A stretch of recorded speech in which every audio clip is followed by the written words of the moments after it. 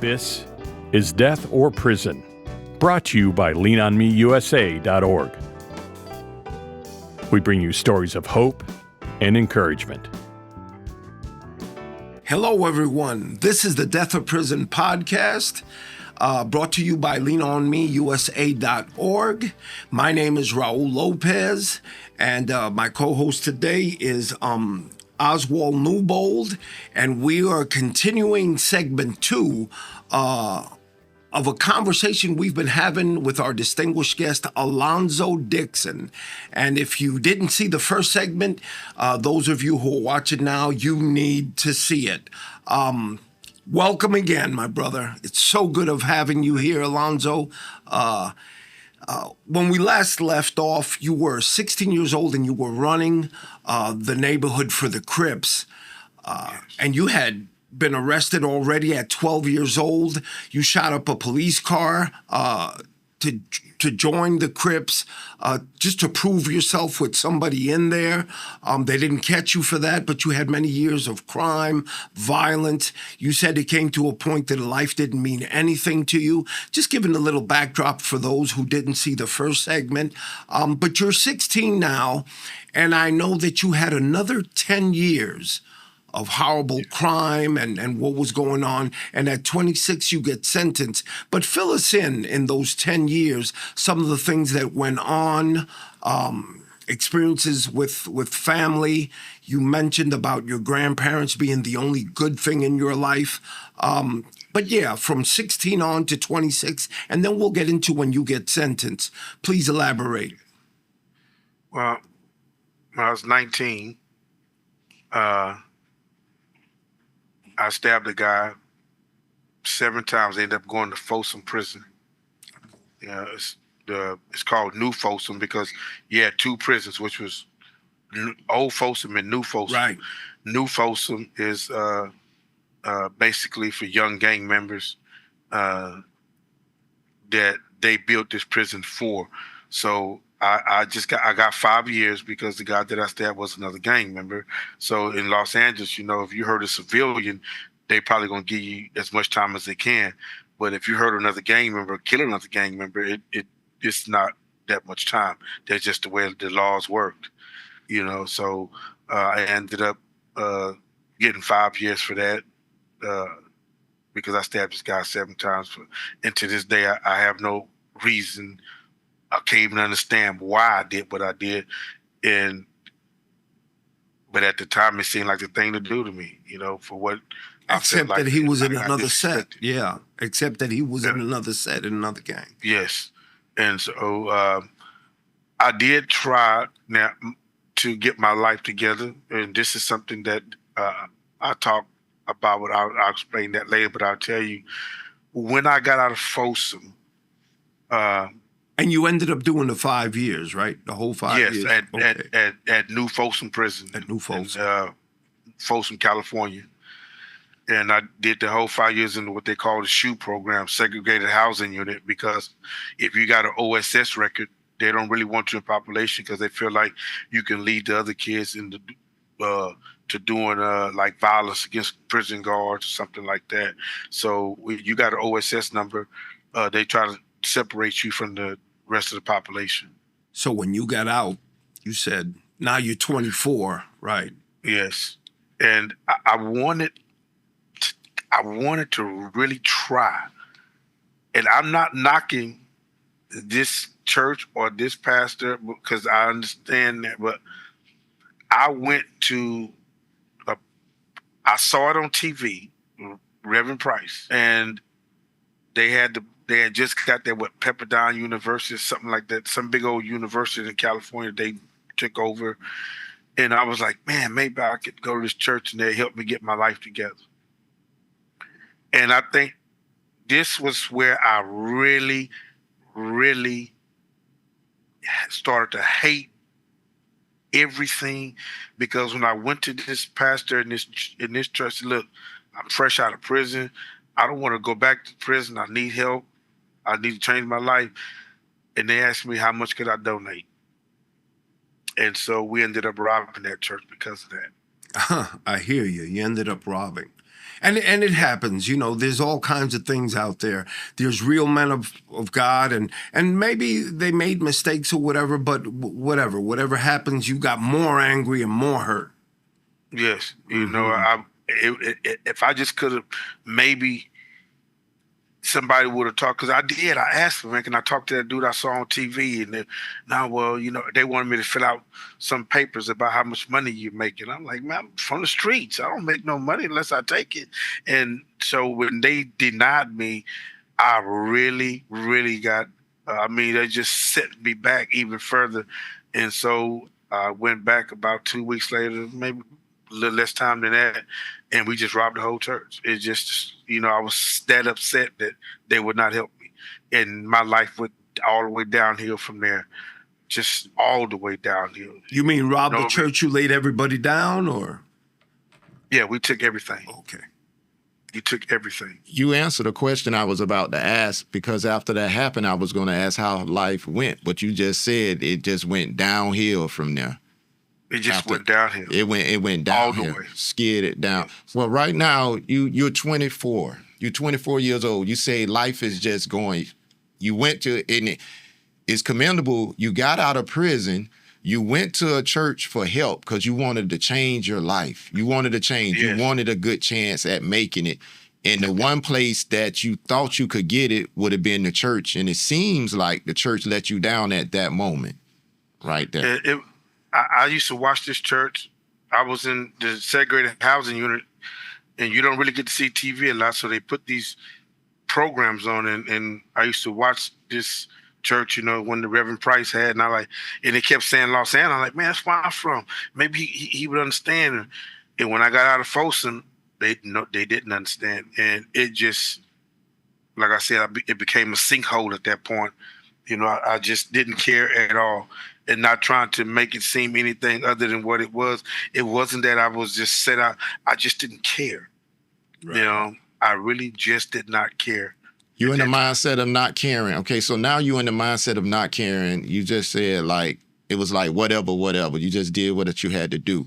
But yes, you still also define that moment as going downhill. I don't know if you saw it going downhill at that time, but I know at some point you realize now that wasn't a good space you was in.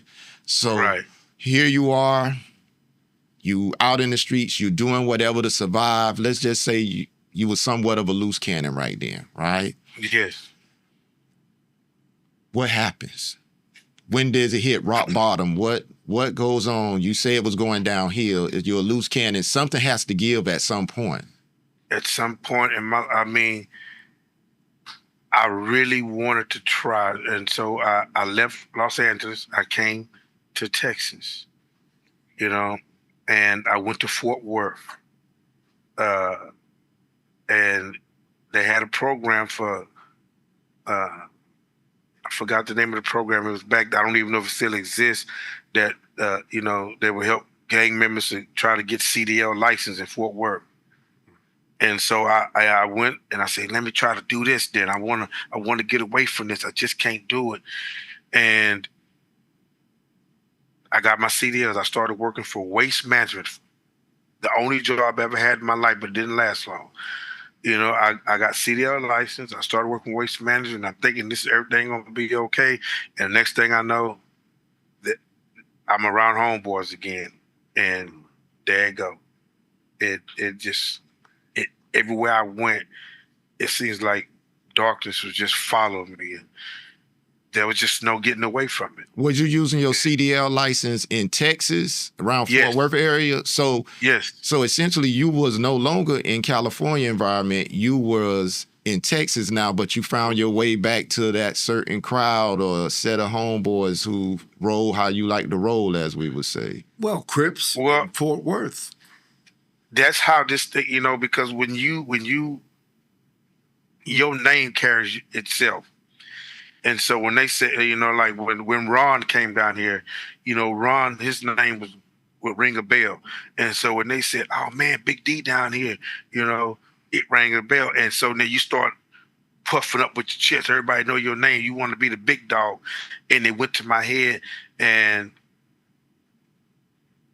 I became the person I was trying to run away from. just trying.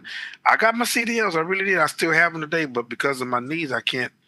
I'll get into that. I can't drive anymore, but I actually did get CDL license. I drove trash trucks for waste management, and if I could have stayed on course, I could probably be somewhere. But instead, I went somewhere. You know, and for that, from 24 to about 25 and a half, I drove trucks, trying to stay away from the gang life. But at the time, the darkness it kept coming to me, and I couldn't run away from it. I don't know why.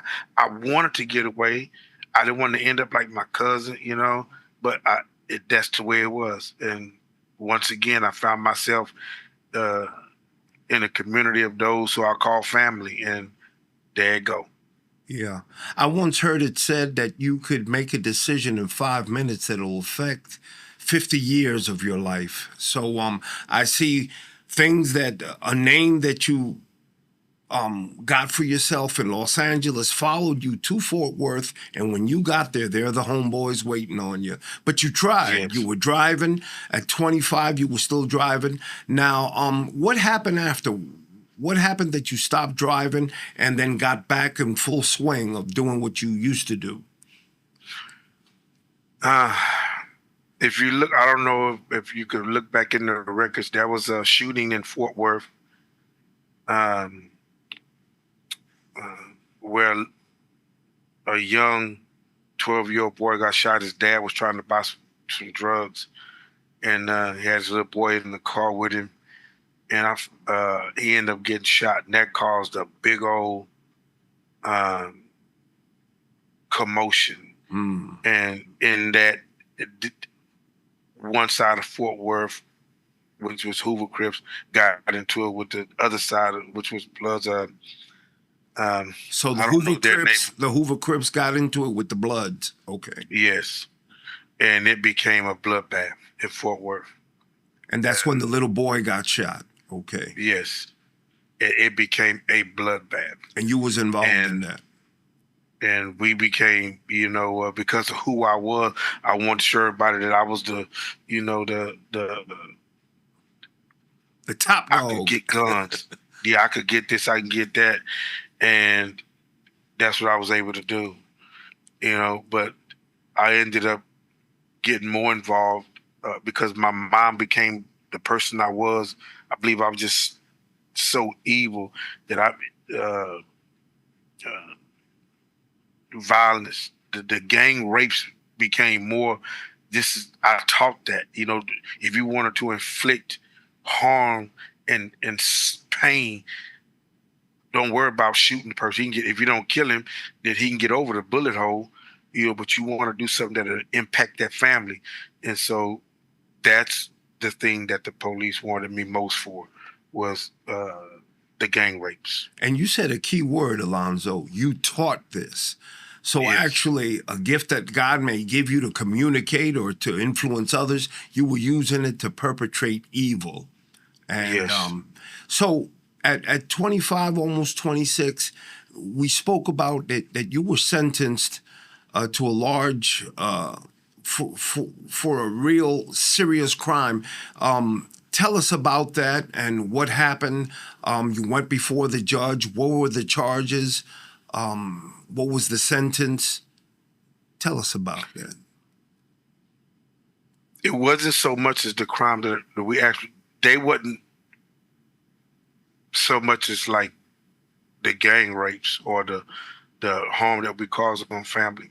Before the crime that I actually got sentenced for, we was in a place called Lufkin, Texas, and there was a sheriff there named Leon Price, and he disrespected me, and he had some cows out in Cedar Grove, out there on the other side of Lufkin, and I shot up and killed a bunch of his cows. The sheriff's name was Leon Price, and they wanted me and my little brother bad, and they couldn't prove that we done that, but he knew we done it. So when we caught this case in Fort Worth, this sheriff came down and it was telling how my little brother sold what they call sherm to a bunch of kids out there, and and one of the kids that died was a judge's son. He killed himself on Highway 59 in Lufkin, Texas. Ran into a telephone pole behind smoking at Sherm. By the way, Alonzo, I grew up in New York, and Sherm for us was a rocket, or what they call PCP. PCP. Yeah, you lace it with weed or whatever, and then you hallucinate, and just for our audience so they know what Sherm is. So anyway, he ran into a telephone pole and died. Yes, he killed. Yeah, he died at the scene, and that judge,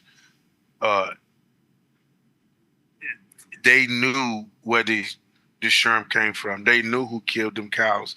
They knew who terrorized them. If they had it in the newspaper, not to make fun of it, but the California boys, terrorizing peaceful city of Lufkin and Nacogdoches and Diablo, and so we left there.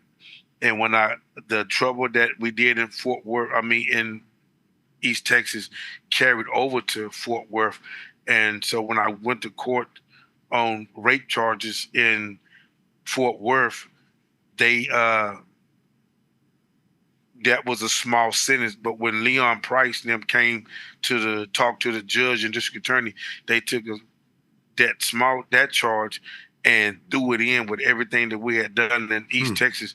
And next thing you know, I'm getting charged with something that they never proved against us, but I got charged for it in Fort Worth.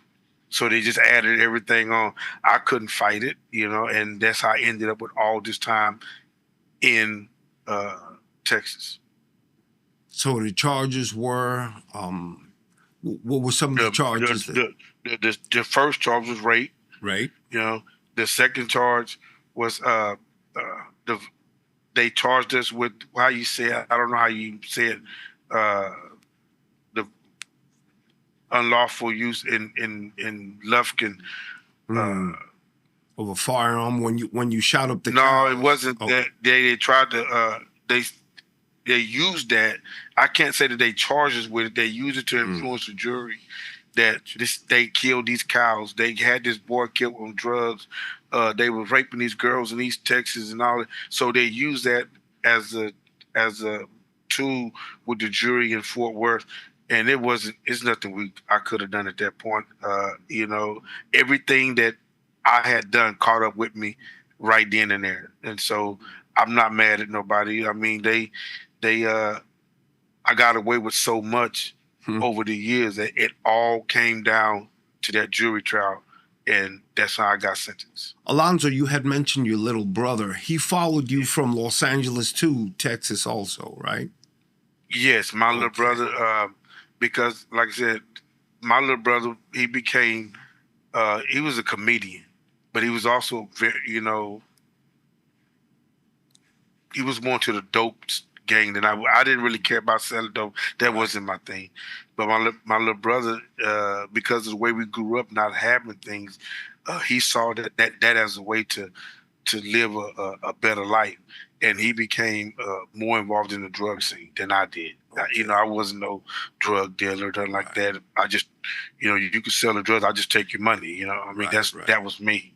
Yeah, he was the one that sold the Sherm. Okay. Yes. All right. So you're there.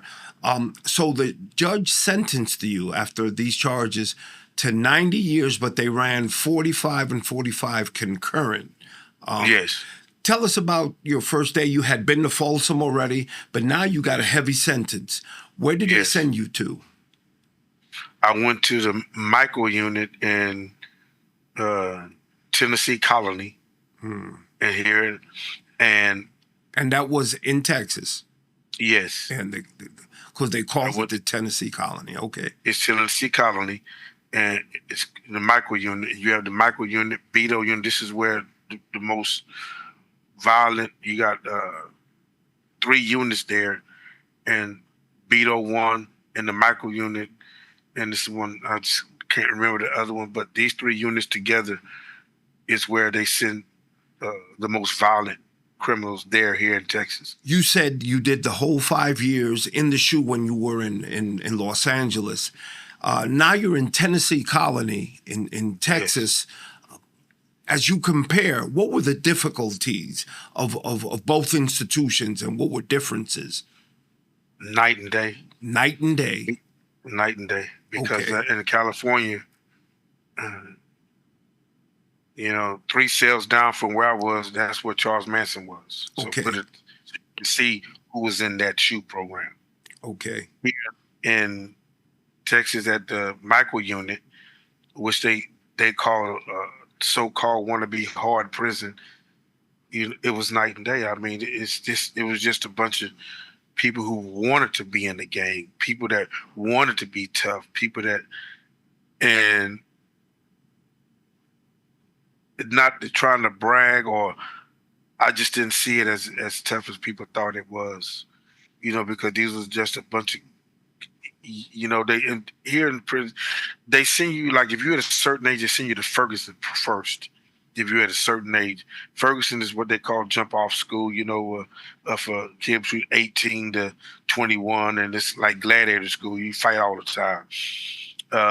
When you get to the Beto unit or the micro unit, now you're in a whole different league. You in there with people, who don't mind killing, who don't mind stabbing or beating someone to death. And you see that all the time. But a lot of these people just really wasn't built to be there. And so this is why I say prison really did save a lot of their lives, because they never came back. A lot of all the tough talk, you could look at it later and say, hey, man, prison really saved that guy.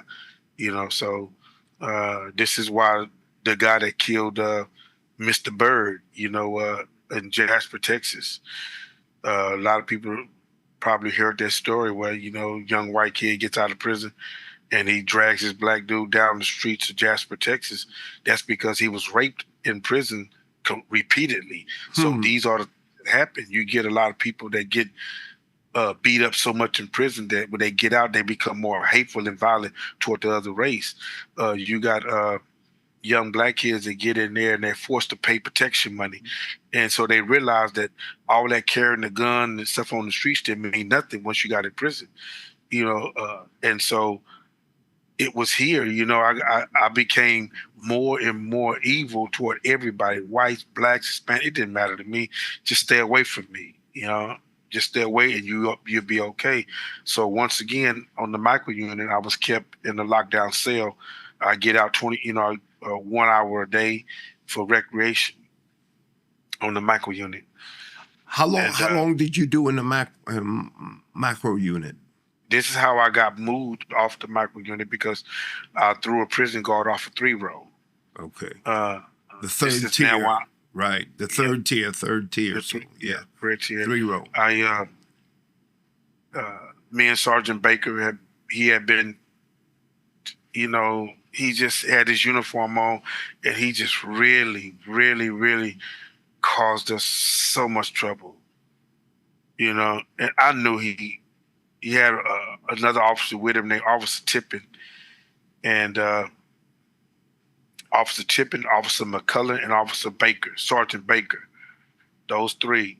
And I had a roommate at the time named Jolly Face, and he had 17 days to go home, and we was on lockdown. And this is something that you can look at in the Palestine court system and see, man, because this case went on for 5 years. I fought that case 5 years until the judge dismissed it. Sergeant Baker came up to 3-row, him and Officer Chip and Officer McCullen, and he wanted to fight, but he had his backup with him, so I already knew they was going to beat me down. So as soon as they opened my cell door, I just threw him off 3-row. He broke his back, and they beat me senseless, and that's why I'm blind in this eye right now. This is the reason why my knees so bad. They beat me, they hogtied me and beat me to the point of almost death. If we had a black major at the time named Major Bird, and the next day when he came in, they had told him it was an incident in the lockdown section, and they was like, well, what happened? And They tried to cover it up because when you're on lockdown, no sergeant could even open you. It has to be a lieutenant to open your cell door. And when they came in and to add SEG to see me, both my knees looked like big old pumpkin balls. My eye was hanging. If you can see this, I don't know if you can see it now, but they bust my neck wide open. They rushed me to John Seeley Hospital in Houston, Texas by night flight. Yeah, it's a miracle you're alive. Yes. I thought, to be honest, I wanted to die. I really did. I didn't want to live no more. I just really didn't. I didn't want. But you said something, Alonzo, that you're not mad at anybody. And it's amazing. I know everything you went through, but that's where the Lord comes in, and we were able to let all that go. It's just very interesting because that would be something that would have a lot of people bitter forever. But you said, I'm not mad at anybody. What happened after that?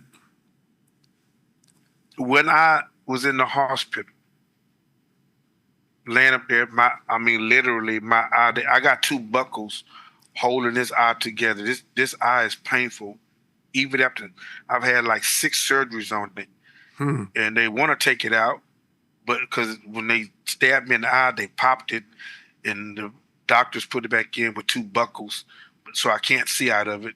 So this is the reason why I can't really have my CDLs anymore, because I can't drive the trucks like that with one eye over the road. You can drive in the state of Texas with one eye, as long as you stay in the state of Texas, but over the road you can't drive.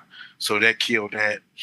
Anyway, while I was laying up in the hospital healing, I don't know. I was like, why? Why all this pain? Just why? I just couldn't understand why my life, And